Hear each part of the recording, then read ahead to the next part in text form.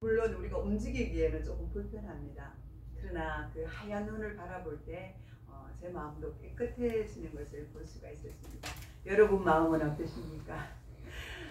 기분이 너무 좋지요? 하얀 눈을 보니까.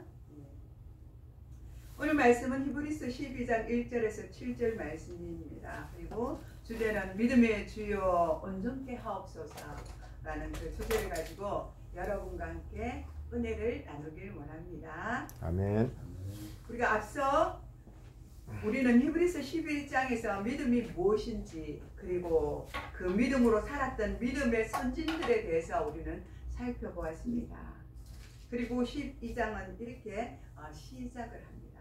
1절에서 3절을 보니까 예수를 바라보자. 이 말씀을 우리가 만나게 됩니다. 1절에 이러므로 우리에게 구름같이 둘러싼 허다한 증인들이 있으니 이러므로라는 말씀은 중요한 단어로 시작을 합니다. 즉 앞서서 11장에서 살펴보았던 믿음의 선진들의 모범이 그것으로 멈추어진 것이 아니라 이렇게 말씀하고 있는 것입니다. 지금 현재의 세대를 살아가는 우리에게 큰 영향을 미치는 데까지 이어져 가고 있는 것을 우리는 말씀으로 통해서 우리는 알 수가 있습니다. 히브리서의 기자는 그 당시에 유대 그리스도인들의 삶의 정황을 구름같이 둘러싼 허다한 증인들 가운데 있다고 증거하고 있습니다. 정황이란 여기 정황이 나오는데 이 정황이라는 뜻은 어떤 일이 이루어지는 과정이나 상황 또는 사건과 관련된 여러 조건의 환경을 말하고 있는 것입니다. 만약 우리도 이 믿음의 길을 걷고 있다면 우리 자신을 이렇게 바라보아야만 합니다.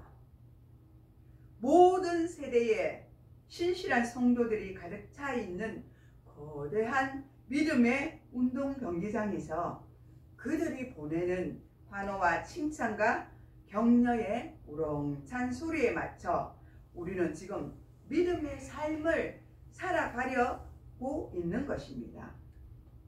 그분들이 우리를 먼저 가서 우리를 지켜보고 있는 것입니다. 믿음의 후배들이 얼마나 열심히 최선을 다해서 살아가는지를 경주하고 있는지를 그들은 먼저 앞장서서 가신 그곳에서 우리를 바라보고 있는 것입니다. 히브리서 기자는 앞에 11장에서 말씀드렸던 믿음의 사람들을 한순간 단순히 기억해야 할 죽은 사람들로만 보는 것이 아닙니다. 우리는 그들의 말에 귀를 기울여야 할 살아있는 증인으로 보고 있는 것입니다. 구약의 모든 성도가 구름같이 서서 우리를 지켜보고 있습니다. 우리가 하나님의 뜻에 맞게 살아가도록 격려하고 있다는 것을 저와 여러분은 믿어야 합니다. 아멘. 그들은 언제라도 박수갈채로 우리가 바르게 걷고 있음을 증언하려 하고 있다는 것을 우리는 알 수가 있습니다. 그래서 우리는 더욱더 힘을 내야 하는 것입니다. 외롭고 힘들고 어렵고 정처 없는 끝없는 고뇌와 시간과 모든 환경 속에 우리가 살아갈지라도 우리가 말씀으로 보았을 때 이 믿음의 선조들이 우리를 향하여서 박수를 치고 있다는 걸 우리는 항상 잊지 말아야 합니다. 우리는 먼저 앞에 왔지만 너희들은 세상에서 잘 살아가라는 것입니다. 믿음이 있으나 없으나 믿음이 떨어지나 염려하지 말고 하나님 아버지 예수 그리스도가 우리를 격려하고 있고 우리가 너희들을 격려하고 있음을 잊지 말라는 것입니다. 그리고 우리는 지금도 믿음의 선진들에게 둘러싸여져 있습니다. 우리 눈으로는 보이지 않습니다. 천군 천사도 우리를 둘러싸고 우리를 지켜주고 보호하고 있다고 성경에는 말씀하고 있습니다. 그리고 모든 무거운 것과 얽매이기 쉬운 죄를 벗어버리고 인내로서 우리 앞에 당한 경주를 하며 이렇게 말씀하고 있습니다. 1절에서 히브리서 기자는 하나님께서 우리를 경주하도록 계획하였다고 말씀하고 있습니다. 하나님은 우리 삶에 경주할 길을 마련해 놓았습니다. 즉 우리가 가야 할 장소와 해야 할 일과 모든 것들이 직면해야 할 도전이 있다고 말씀하고 있는 것입니다. 그냥 살다가 오라는 것이 아니라 우리의 삶에 여러 가지 형편적인 것들, 우리의 정황과 모든 상황들을 하나님이 우리에게 주셨다고 말씀하고 있는 것입니다. 내가 외롭습니까? 힘듭니까? 경제적으로 어렵습니까? 지금 우리는 이 고난을 통해서 하나님께 훈련받고 있는 것입니다. 믿음의 선진들이 경주를 할 때 그 선상에서 벗어나지 않고 열심을 다해서 경주를 해서 마지막 날에 주님 앞에 갔지 않습니까? 우리 또한 그렇습니다.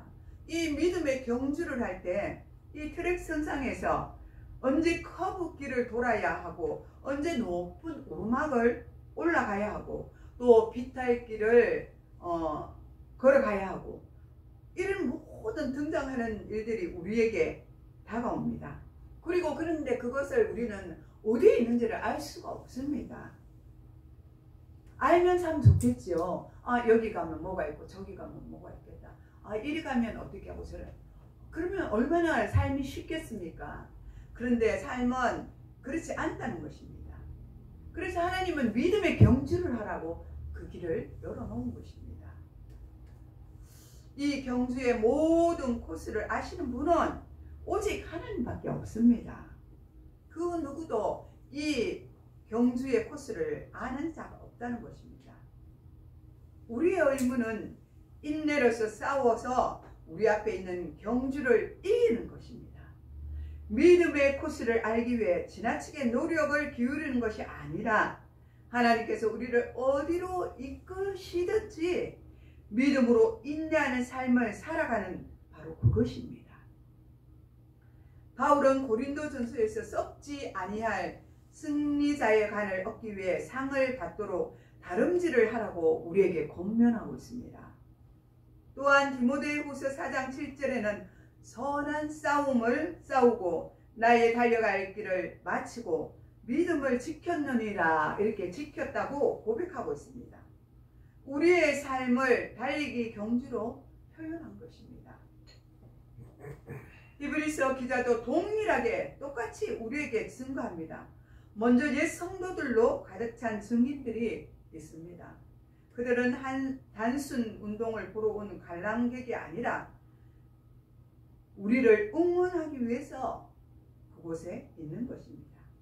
이 응원 속에는 진정한 제물이신 예수님과 함께 서 있는 것을 볼 수가 있습니다.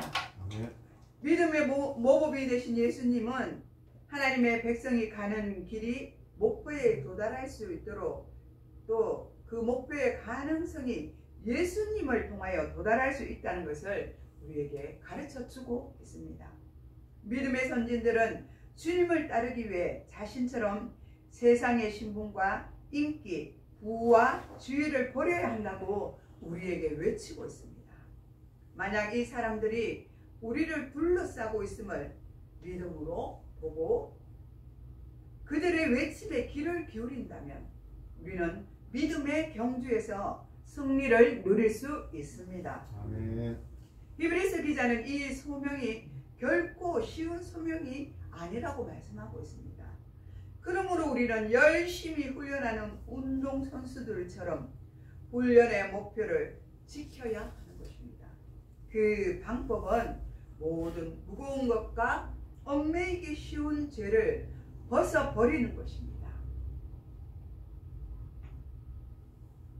우리는 우리의 삶의 방식을 한번 뒤돌아볼 필요가 있습니다. 오늘 한 해를 24년을 어떻게 살아왔는지를 뒤돌아보고 이제 25년도에 어떻게 살아갈지를 우리는 생각해 보아야 합니다.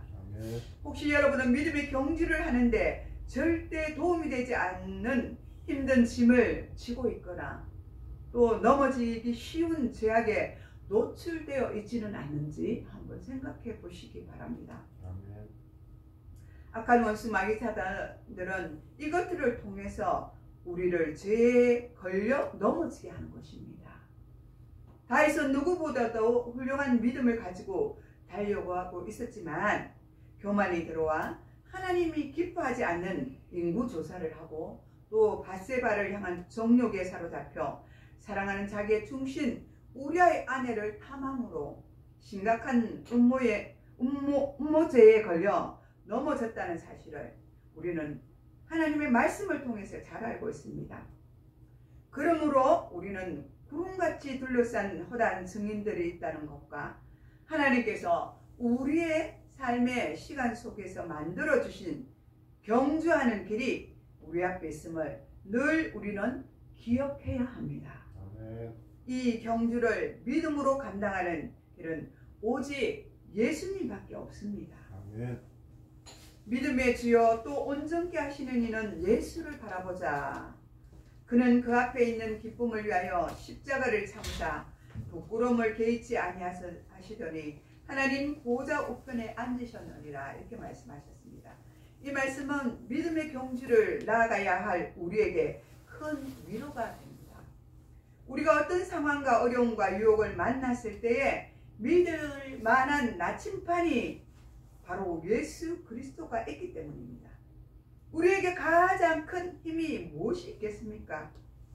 우리를 유혹하고 타락하게 하고 위협하는 것이 있는 이 세상에 우리는 눈을 두지 말고 우리를 유혹으로 이끄는 성공과 수많은 실패를 지는 우리 자신을 바라보지 말고 우리의 최고의 모범이 되시는 믿음의 근원이 되시는 예수님께 우리의 시선을 고정해야 될 줄 믿습니다. 아멘. 예수님은 우리의 믿음에 대한 최고의 모범이 되십니다. 주님 또한 온전하게 하시는 이라는 단어도 예수님께서 우리의 가장 완전한 모범이시라는 의미를 가지고 있습니다. 하나님을 향한 예수님의 믿음이 드러났던 절정의 순간은 주님께서 십자가의 고난을 받으셨을 때입니다. 그렇게 우리에게 다가오는 고난은 당연한 것입니다. 왜 나만 이 고난을 받아야 되느냐 하고 우리가 반문하기 쉽습니다. 그러나 주님이 받은 우리보다 더 큰 고난을 주님은 받으셨습니다. 우리는 이것을 당연하게 생각하고 당연하게 받아들여야 합니다. 그러다 보면은 우리의 믿음이 자라나는 것입니다. 이 고난을 딛고 일어설 때 한 걸음 더 믿음이 성장하는 것입니다. 아멘. 그러나 그렇지 못할 때는 이 믿음이 거기 턱에 걸려서 더 이상 올라가지를 못해요. 올라가야 되는데 올라가지 못하고 그 밑에서 방황하는 것입니다. 흔들릴 수밖에 없는 것입니다. 그러나 우리가 이것을 딛고 나갈 때 오직 예수님이 십자가의 고통을 받고 십자가에 죽으셨음을 우리가 상기할 때 우리는 믿음이 자라나게 될 것입니다. 그리고 예수님이 그것뿐만 아니라 주님은 다시 부활을 하셨습니다. 기독교에 부활이 없다면, 이 부활의 꽃이 없다면 기독교는 망하는 것입니다. 아무것도 아닙니다. 그러나 주님은 돌아가셨고 3일 만에 다시 사흘 만에 부활하셨습니다. 이런 주님을 우리는 믿고 살아가는 것입니다. 주님은 십자가의 고난과 수치를 모두 참아내셨습니다. 그럼 우리도 참아내야 되지 않겠습니까?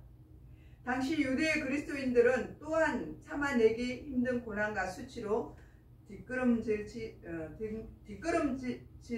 위협에 처해 있었습니다.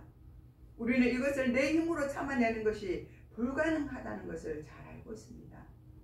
우리는 올 한 해 잘 참아내는 믿음의 경주를 저와 여러분이 하시기를 축복합니다. 아멘. 그렇게 해서 앞서가신 예수 그리스도께 믿음의 초점을 맞춰 가야 하는 것입니다. 주님께서 믿음으로 걸어가신 그 목적지가 어디인지를 우리는 분명히 알고 기억해야 합니다. 그렇다면 우리는 절대로 넘어지지 않을 것입니다. 설령 넘어졌을지라도 빨리 털고 일어날 수 있을 것입니다. 우리 주님은 지금 하나님의 보좌 우편에 앉아 계십니다. 아멘. 그곳에서 우리를 응원하고 계시는 것입니다. 아멘. 허다한 선진들과 구름 같은 많은 사람들과 우리를 응원하고 계시는 것입니다. 주님은 우리 믿음의 모범이 되실 뿐만 아니라 우리 믿음의 대상이 되십니다.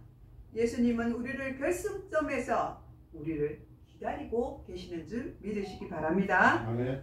우리는 지금 예수님을 향해 예수님을 위해 향하여 달려가고 있는 것입니다. 우리가 참고 인내하는 이유는 예수님을 알고 예수님과 일치가 되어서 예수님의 구원의 복에 참여하기 위해서입니다. 더욱이 예수님은 우리 믿음의 근원이 되시기에 예수님을 바라보아야 하는 것입니다.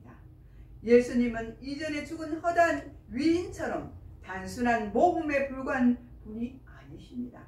예수님은 우리의 믿음을 받으실 뿐만 아니라 우리 안에 믿음을 일으키시는 바로 살아 계시는 하나님이십니다. 아멘. 우리의 시선을 예수님께 고정시킬 때 예수님은 시험 당하는 우리를 지키기 위해 성령님을 보내시고 그분의 능력으로 우리 속에 역사하고 일하고 계십니다. 아멘.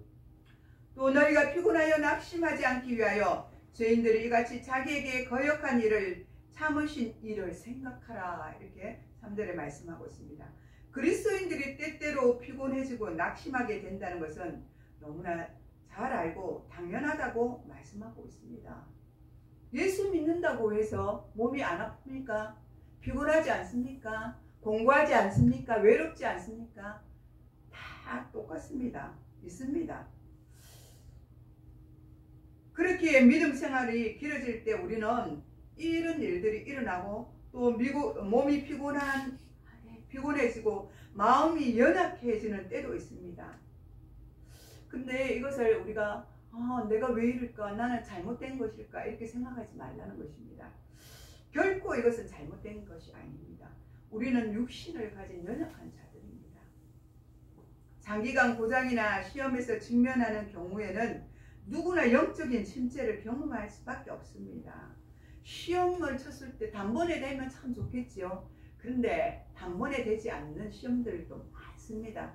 그래서 그 시간들을 기다리고 또 그 시험을 치기 위해서 준비하는 그 과정들이 얼마나 힘들고 어렵습니까? 낭망되고 좌절되고 어쨌든 시간이 길어지면 우리는 연약해질 수밖에 없습니다.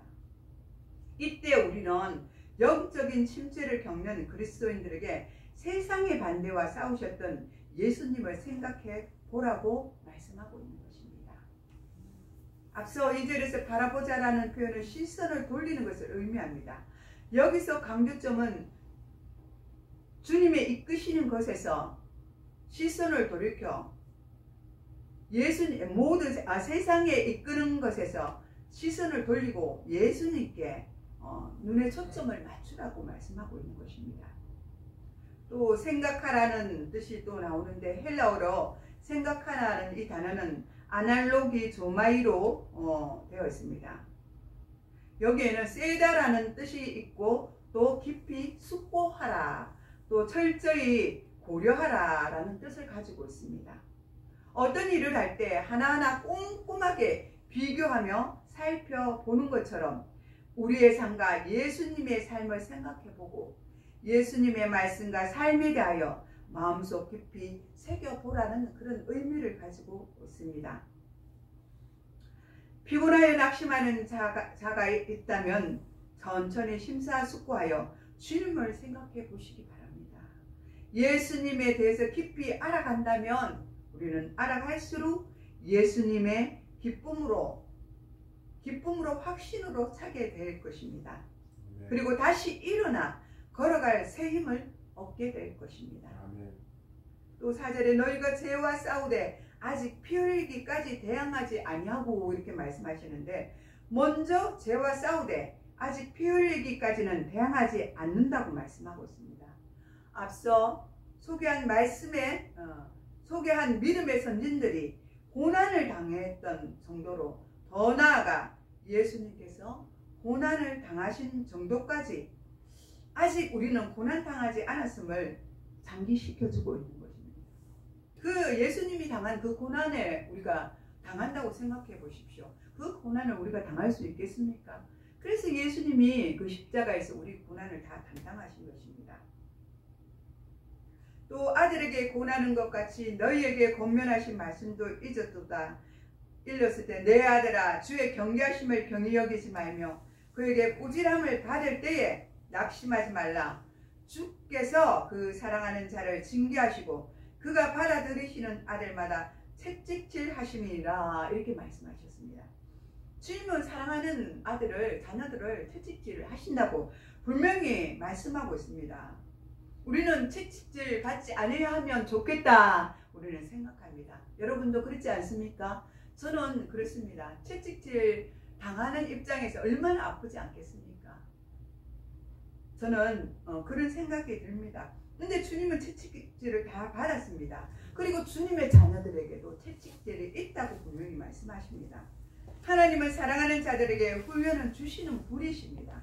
하나님은 우리가 그의 자녀로서 성장할 수 있도록 돕기 위해서 때때로 어려움이나 고난을 우리에게 주셔서 우리가 선한 길로 갈 수 있도록 인도하십니다. 끊이지 않는 고난을 겪다 보면 우리는 하나님께서 우리를 사랑하지 않는다고 생각할 때도 있습니다. 우리가 시험 당할 때 피할 길을 또한 열어주시는 분이 바로 하나님이십니다. 그렇게 하나님께서 우리의 참 아버지 되심을 우리는 기억해야 합니다. 사문의 말씀을 통해 사랑하는 자녀들에게 징계하시는 하나님이심을 우리는 기억해야 합니다. 그리스도인들이 시험 당하는 것은 하나님께 보호하실 능력이 없기 때문이 아닙니다. 하나님은 모든 시험에서 우리를 지키실 수 있습니다. 아멘. 하나님은 우리의 모든 삶을 주관하고 계십니다.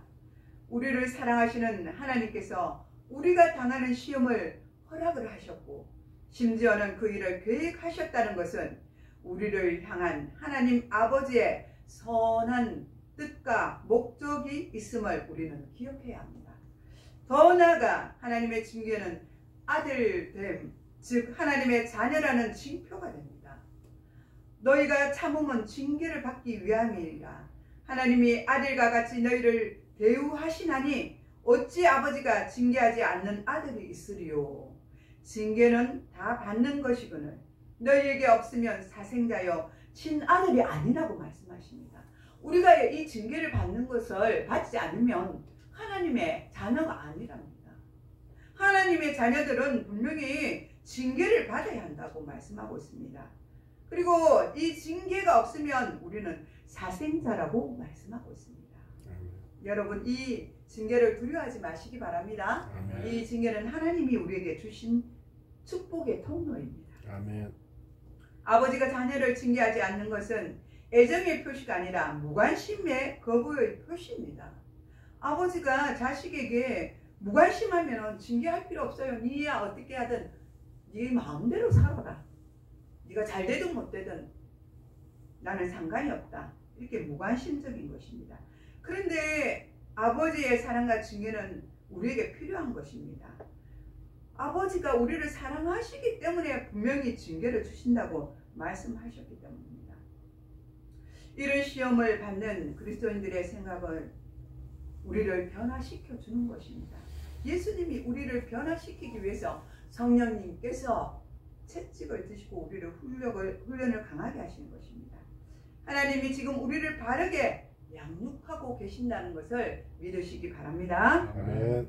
본문에 등장하는 징계라는 단어를 보면 이 헬라어로 파이토노라고 말합니다. 이 뜻은 어린이를 의미하는 파이스에서 나왔으며 자녀를 양육할 때 쓰는 단어입니다. 부모가 자녀로 하여금 교육 과정을 밟게 합니다. 사랑하는 부모라면 사랑하는 자녀를 교육 과정을 밟게 하지 않겠습니까? 그것은 정당하게 성장을 자극하기 위해 마련한 힘든 경험도 자녀들을 갖게 하는 것입니다. 아이들이 그러잖아요. 엄마 학원 가기 싫어. 학교 갔다 와서 너무 힘들게 공부했는데 또 학원에 가야 돼? 이렇게 자녀들이 반문을 합니다. 그때 부모는 뭐 합니까? 강한 어조로 말하죠. 가야 돼 하고 분명히 학원을 또 보내잖아요. 왜냐하면 그 자식이 잘 되기를 바라는 부모의 심정이 그 마음에 담겨 있지 않습니까? 물론 경제적으로 힘이 들어서 못 보낸 부모도 있지만 그렇지 않는 부모는 되게 그렇게 자녀들을 호되게 양육시켜서 보내는 것입니다. 양육시키는 것입니다. 그러므로 아버지의 채찍은 우리를 향한 그분의 사랑인 것입니다. 몇 해 전에 저는 큰 위기가 와서 어려움에 부딪혔습니다. 남편의 건강 문제와 저의 건강 문제, 또 경제적 위기가 동시에 찾아오는 것이 저를 무너지게 하는 것처럼 느꼈습니다. 그때 저는 고통이란 단순히 삶의 불행한 것이 아니라 우리를 변화시키고 성장케 하시는 하나님의 과정임을 저는 깨달아 알게 되었습니다. 처음에는 하루하루가 힘이 들었고 저의 자신이 너무나 나약하고 무력한 존재라는 것을 느꼈습니다. 그러나 그 시기를 지나면서 저는 새로운 것으로 질문을 하기 시작했습니다. 왜 나에게 이런 일이 일어났는가? 이런 마음이 들었을 때 이제는 바꾸어서 왜 나에게 이런 일이 일어났는가? 나에게 되었는가? 이런 나에게 닥친 상황들을 한 번 더 생각해 보게 되었습니다. 그래서 그 시각으로 통해서 나의 삶이 바뀌게 되고 변화되는 것을 볼 수가 있었습니다. 이 사건으로 제 스스로가 더 단단해지는 것을 보았습니다. 너무 힘들고 짜증나고 모든 환경이 덮치고 엎치고 그런 환경에 몰아쳐 갔을 때 아무것도 해결이 되지 않더라고요. 제 믿음은 더욱더 연약해지고 힘들어졌습니다. 그러나 다시 일어서야 되겠다는 생각으로 기도에 전념하기 시작했을 때 다시 나의 삶이 변화되는 것을 보고 또 하나님께서 여러 가지 상황들을 변화시켜 주는 것을 저는 보게 되었습니다. 이런 과정이 저에게는 하나님으로 통해서 알게 해 주셨습니다. 이런 과정이 있어야만 된다고 그때 깨달아 알았습니다. 지금이 와서도 그렇고요. 그런 과정이 없었다면 제가 이 자리에 있었겠습니까? 없었습니다. 특히 믿음의 신앙을 가진 분들은 하나님께 기도드리면 마음의 평안을 얻을 수가 있습니다. 그 평안은 내가 가진 것 없고 내가 병들고 지치고 있었을지라도 하나님께 기도하다 보면 내 마음의 평강이 찾아오는 것입니다. 기도가 아니었다면 아마 지금의 저는 없었을 것입니다. 결국 저는 고통 속에서도 감사할 것이 있다는 사실을 알게 되었습니다. 고통은 우리의 약한 부분을 드러내지만 동시에 우리를 더 강하게 만들어 주십니다. 또 우리 육신의 아버지가 우리를 징계하여도 우리는 공경합니다. 육신의 아버지가 우리를 혼내잖아요. 그럼 어때? 아버지 잘못했습니다고 우리가 쏙쏙 손을 빌기도 하지 않습니까? 아버지께. 그런데 우리 모든 영의 아버지께 더욱 복종하며 살아야 하지 않겠느냐? 그들은 잠시 자기의 뜻대로 우리를 징계하였거니와 오직 하나님은 우리의 유익을 위하여 그의 거룩하심에 참여하게 하시려고 우리에게 훈련을 주신 것입니다. 징계하는 아버지 아래서 자녀는 마땅한 태도로 순종을 합니다. 그러면 우리는 어떻게 합니까?